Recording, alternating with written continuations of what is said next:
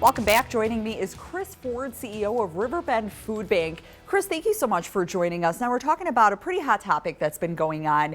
There's a lot of talks about possible cuts to SNAP and Medicaid. And can you just tell us a little bit about the impact that it would have on your organization? Yeah, certainly the $211 billion that the reconciliation bill wants to cut out of SNAP would have devastating effects on every food bank in the country.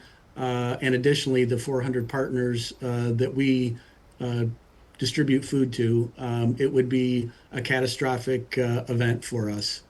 Can you talk to us a little bit about why there's such a close connection between food and healthcare?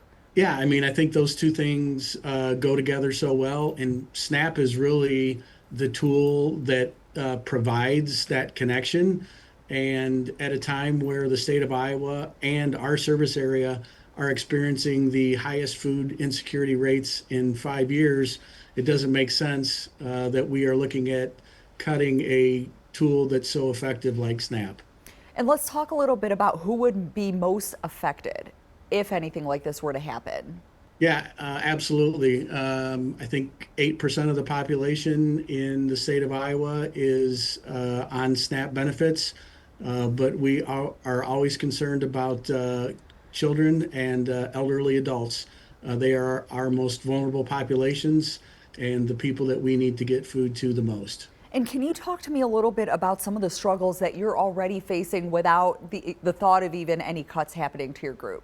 Yeah, I mean, again, our food insecurity rate here in our area is 13.2%. Just to give you an example, in the state of Iowa during the pandemic, the six food banks distributed almost 51 million meals.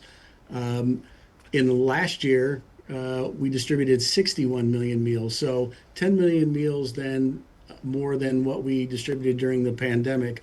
So I think that shows you the severity and the deepness of how food insecurity is affecting the state of Iowa.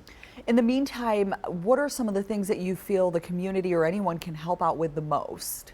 Yeah, absolutely. Right now, we need people to advocate to their local, state, and federal officials.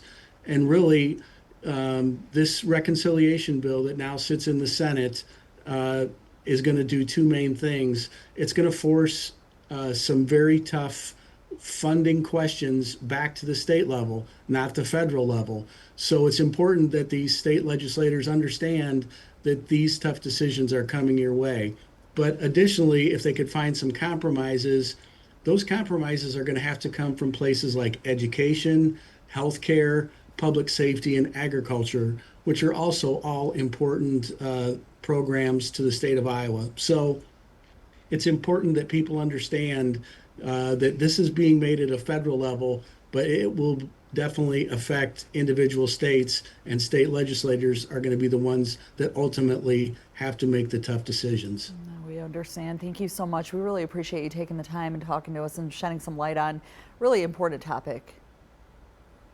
Absolutely. Thank Thank you. you. You bet.